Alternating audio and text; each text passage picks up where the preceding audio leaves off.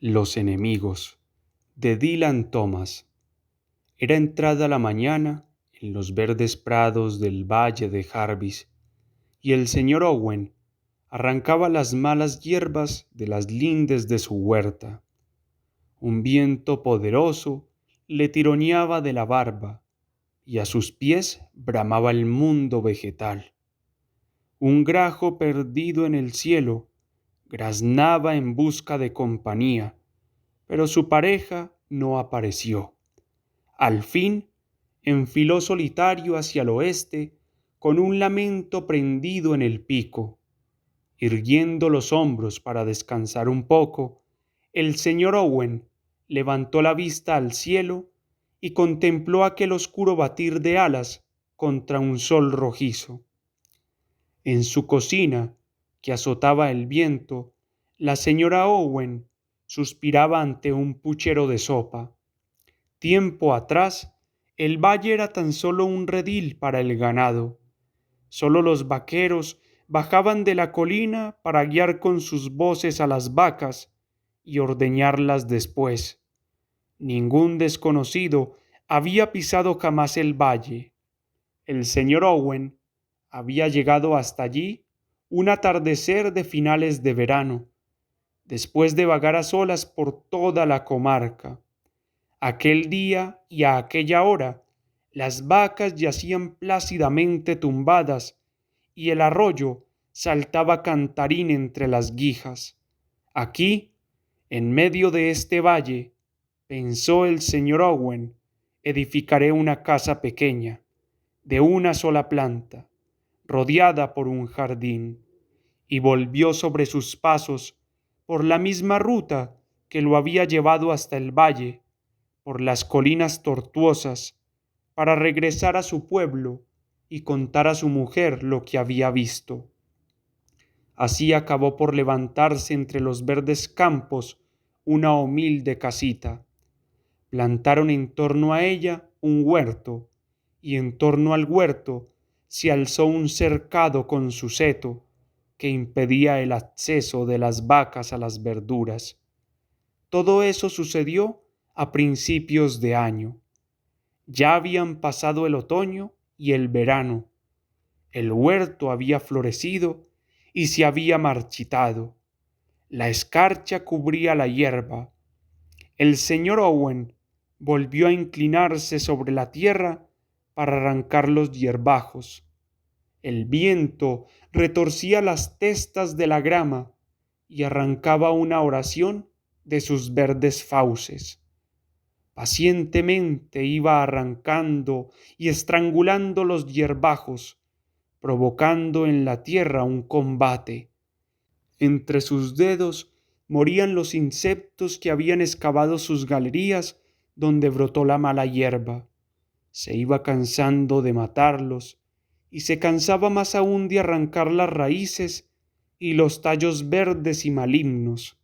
La señora Owen, asomada a las profundidades de su bola de cristal, había dejado que la sopa hirviese a su manera. La bola bullía oscura y espesa hasta que vino a iluminarle el reflejo de un arco iris. Relucía, refulgía como el sol, gélida como la estrella polar, y se reflejaba en los pliegues de su vestido, donde la sujetaba con todo su amor. Los pozos del té del desayuno le habían anunciado la llegada de un oscuro desconocido. La señora Owen se preguntaba qué le diría la bola de cristal. Por las raíces descuajadas culebreaba un gusano, retorciéndose al tacto de los dedos, inerme y ciego a plena luz del sol. De pronto se había llenado la hondanada entera con el viento, el gemir de las raíces, los alientos del cielo bajo. No sólo chilla la madragora cuando la arrancan de cuajo, las raíces retorcidas chillan también. Todos los hierbajos que el señor Owen arrancaba del suelo chillaban y daban alaridos como si fueran niños de pecho. En el pueblecito del otro lado del monte al compás del viento encolerizado. Las ropas tendidas a secar en los jardines se mencían en danzas extrañas, y las mujeres de vientre inflado sentían un golpe nuevo en las entrañas al inclinarse sobre las artesas de agua hirviendo. La vida les corría por las venas, los huesos y la carne que los envolvía, carne que tenía su estación y su clima, mientras el valle envolvía las casas con la carne de la hierba verde. Como una tumba profanada, la bola de cristal rendía sus cadáveres a los ojos de la señora Owen. Ella contemplaba los labios de las mujeres y los cabellos de los hombres que iban cobrando forma en la superficie de aquel mundo transparente. Pero de repente desaparecieron las formas como por ensalmo, y ya solo se distinguían los perfiles de las colinas de Jarvis. Por el valle invisible que se abría bajo aquella superficie, venía caminando un hombre tocado por un negro sombrero. Si proseguiera su marcha, acabaría por caerle en el regazo. Por las colinas viene caminando un hombre con un sombrero negro, exclamó, y abocinó la voz al otro lado de la ventana. El señor Owen se sonrió y siguió escarbando entre los hierbajos. Fue por entonces cuando se extravió el reverendo Davis. Llevaba toda la mañana extraviado, así que se apostó contra un árbol plantado en la divisoria de las colinas de Jarvis. Un ventarrón removía las ramas y la tierra magnífica y verdosa trepidaba inquieta a sus pies. Por doquiera que paseara la vista, las lomas del monte se alzaban erizadas contra el cielo, y dondequiera que buscase refugio de la tormenta, hallaba una atemorizada oscuridad. Cuanto más caminaba, más extraño se volvía el paisaje en derredor. Se remontaba hasta altitudes impensables, o bien descendía vertiginoso por un valle no mayor que la palma de su mano. Los árboles se balanceaban como seres humanos. Fue una coincidencia providencial alcanzar la divisoria de los montes cuando el sol llegaba a su cenit. El mundo se deslizaba entre dos horizontes, y él permaneció junto a un árbol y contempló el valle. Había en la campiña una casita rodeada por un huerto. Alrededor de la casa bramaba el valle, el viento la zarandeaba como un boxeador, pero la casa permanecía impasible. Le pareció al reverendo que la casa había sido arrancada del caserío del pueblo por un ave gigantesca que la hubiera depositado en medio de un universo tumultuoso. Sin embargo, a medida que sorteaba los peñascos del monte, a medida que bajaba por los riscos, iba perdiendo su sitio en la bola de la señora Owen. Una nube le arrebató el sombrero negro y vagaba bajo la nube la sombra anciana de un fantasma con heladas estrellas en la barba y sonrisa de media luna. Nada sabía de esto el reverendo Davis, que se iba arañando las manos entre las peñas. Era viejo, se había emborrachado con el vino del oficio matutino, y aquello que le brotaba de los cortes no era sino sangre humana. Nada sabía tampoco el buen señor Owen sobre las transformaciones del globo. Con el rostro pegado a la tierra, seguía arrancando los cuellos de los hierbajos que chillaban sin cesar. Había oído la profecía del sombrero negro en boca de la señora Owen y se había sonreído para sus adentros, pues siempre sonreía ante la fe ciega que tenía su mujer en los poderes de las tinieblas. Había levantado la cabeza al oír sus voces, pero con una sonrisa había preferido la llamada preclara de la tierra.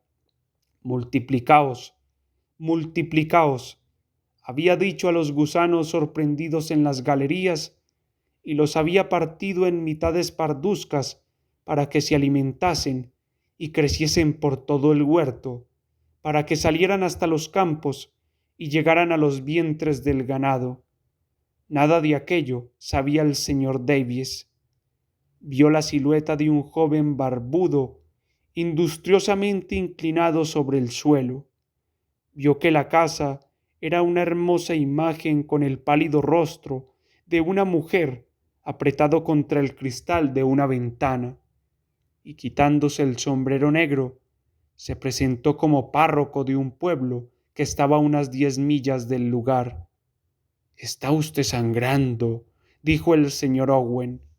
Las manos del señor Davies estaban en verdad cubiertas de sangre. Cuando la señora Owen observó las heridas del párroco, le hizo sentar en un sillón que había junto a la ventana y le preparó una taza de té. «Le he visto a usted por el monte», dijo ella, y él le preguntó entonces que cómo había podido verle si las colinas estaban a tanta distancia. «Tengo buena vista», respondió ella. Él no lo puso en duda. Aquella mujer tenía los ojos más extraños que él hubiera visto jamás. «Esto es muy apacible», dijo el reverendo. «No tenemos reloj», dijo la mujer poniendo mesa para 3.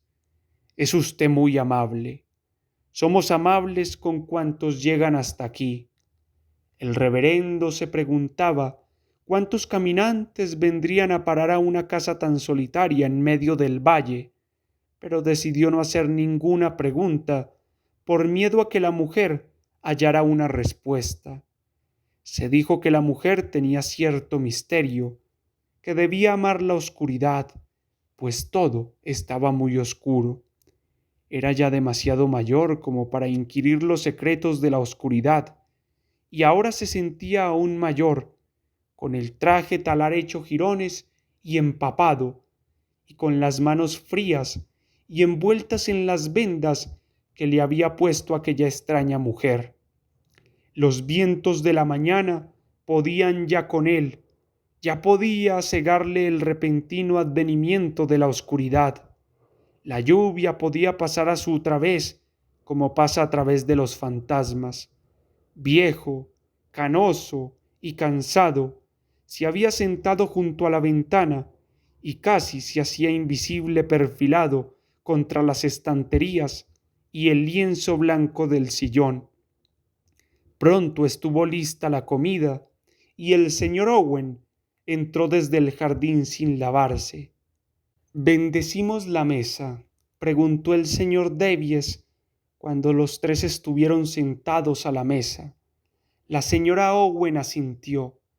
«Oh, Dios Todopoderoso, bendice estos alimentos», dijo el señor Davies. Levantó la vista mientras seguía la oración y observó que los Owen habían cerrado los ojos. «Gracias te damos, Señor, por los dones con que tú nos obsequias». Y notó que los labios de los Owen se movían imperceptiblemente. No oía lo que decían, pero supo que no pronunciaban la misma oración. «Amén», dijeron los 3 al unísono.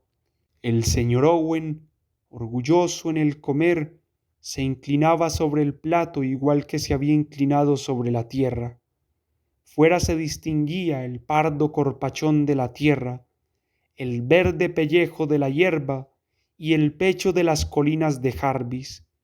Un viento constante saería la tierra animal y el sol absorbía el rocío de los campos. En las orillas del mar, los granos de arena se estarían multiplicando mientras el mar rodaba por ellos. Sintió en la garganta la aspereza de los alimentos. Le parecía que la corteza de la carne tenía algún sentido y que también lo tenía al llevarse la comida a la boca. Observó con repentina satisfacción que la señora Owen tenía la garganta desnuda. También ella estaba inclinada sobre su plato, pero jugueteaba por los bordes de éste con las púas del tenedor.